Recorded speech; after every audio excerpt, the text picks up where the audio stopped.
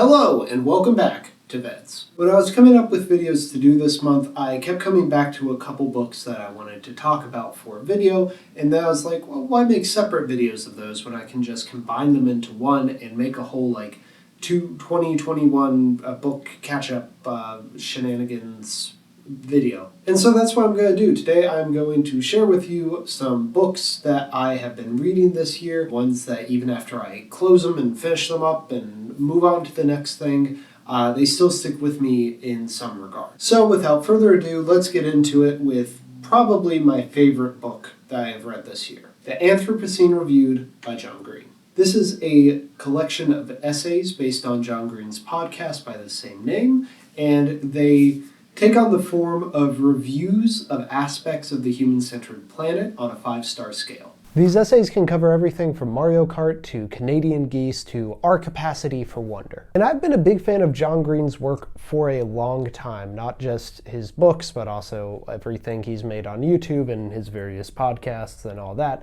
So there isn't a lot of material that I haven't heard before, but it's the collection of this material, the repurposing of it into this book, that makes it stand out to me. Along with it being in small bite-sized chunks, it's really easy to sit down and read an essay every night before bed, or just I have a couple minutes before I have to go do something, time to pick up and read about John Green's thoughts on Diet Dr. Pepper. Yeah, sure, maybe I've heard those thoughts before in another medium, but reading them here, formatted into this kind of tongue-in-cheek review style of writing, always reveals another layer to the point John Green is trying to make. Now, I haven't finished this because, I'll be honest, I don't want to finish it. I want to just keep reading it. This may be my new favorite book. It's familiar while not being repetitive. It's bite-sized, but introduces that little bit of introspection into your day, and it's just a whole lot of fun to read. And now we'll take the mood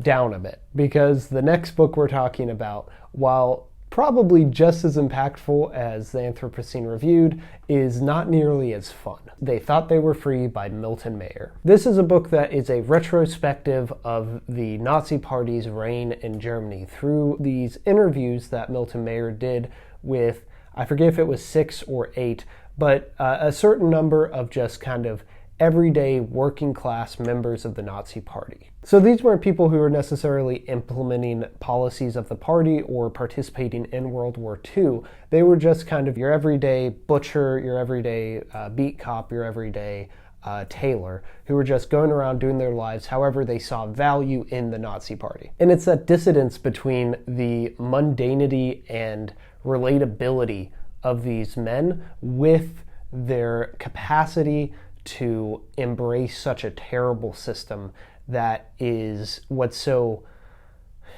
darkly fascinating, but I'd also say very important about the book. Because all of us have the capacity to put our own perspectives or needs or intellectual biases in front of something, and by doing that, block out what the true nature of that thing is, block out the true consequences of what we advocate for. So these people who were dealing with the economic anxiety of Weimar Germany are putting this all in front of the Nazi Party and blocking out all the genocide and the anti-Semitism and the nationalism. But also, occasionally you'll see the cracks come through, and you'll see that, well, of course they were doing this. Germany was always pretty anti-Semitic up until this point. And so, it was kind of an everyday thing for them to ignore this hatred that was seething in the society. And yeah, there are a lot of parallels to today's world where you can very easily project these men into roles that we would see in 2021. And while I think that the reader, including myself, needs to be conscious of this and careful of it, that we don't strip away a historical context that was specific to that time or to our time to make this book fit kind of our the conclusions we want it to come to. I also think there is that value there, because then we can study, okay, how does a nation descend into such a vile regime? It's not an easy book to read, but it is an endlessly fascinating book to read, and one that I think is applicable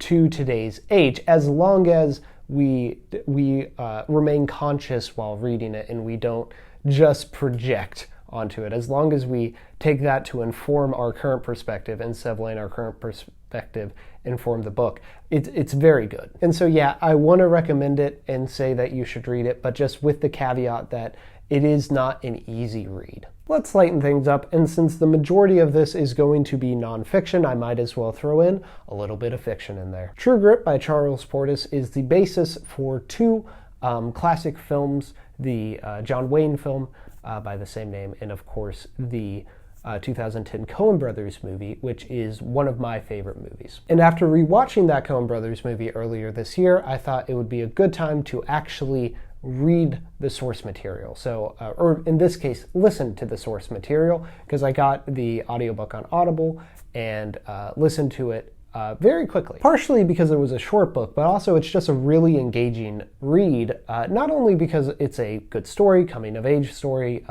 with a lot of character growth at the center of it for all three of its lead characters, but because Maddie, the grown-up version of our protagonist, is narrating the book in such an interesting and revealing style. I wouldn't exactly say Maddie is a likable character in the book, but she's one of those people that if you met her at a bar, you would want to just kind of sit and talk to her because you know that you're not going to meet another person like her. So anyway, it was just kind of a fun read, kind of light. I don't mean that as like a disparagement of the book. I think that has a lot of literary value, but just in terms of, it was something that I could always go back to quicker than necessarily some of the other books on here. Now, the next book on the list is a little different, and it's also the one that I have most recently begun reading. And it's a little different because it's a cookbook. Salt, Fat, Acid, Heat is by the chef Salman Nasrat, and it is something that I've been aware of for a while because I first heard her be interviewed on NPR's Fresh Air, and then I saw the Netflix miniseries that is based on this, where she kind of lays out the fundamentals of the book while also kind of exploring the world of food. Very good miniseries. I highly recommend it. And eventually, those led me to the original cookbook. But it isn't a cookbook just in the sense of it is a collection of recipes. There are some recipes in here, but not as many as you'd think. What this is it's an instructional book on how to use the 4 fundamentals of cooking: salt, fat, acid, and heat. And with those 4 elements, the book supposes that you can then kind of be able to cook anything. That these are the 4 fundamental things that you need to understand to then not need recipes necessarily. Maybe for practice or just to try out something new, but with this knowledge and with some experience, you'll be able to just cook up anything, which is a premise that really appeals to me and how I like to cook. I'm not sure how true it is. I don't know how much better I'll be after I get done with this, but this definitely has taught me already, just having gotten it, some really interesting like tips and tricks. I have already tried some of the recipes in here that are used to kind of practice implementing these fundamentals and made some pretty good stuff with it so far. It also has a lot of fun illustrations in here, and the idea of using illustrations instead of photos is because photos are they're going to give you an idea of what this stuff, like this perfected version of what the food is supposed to look like, when in reality it's supposed to look like what you make it look like. You don't need to hold yourself up to like this Instagram worthy meal, as long as the meal you're making is good. Anyway, this is just a really fun, informative, educational book that I also just really like the kind of mission statement of. Whoa! This video is almost 10 minutes long, which frankly is probably way too long to keep anyone's interest. But I still have a whole nother section of the video where I talk about comic books. So I think what I'm gonna do is split those videos into 2 halves. So you just finished watching part 1, and tomorrow you will watch part 2. So till then, friends and fellow VEDSies, I will see you tomorrow.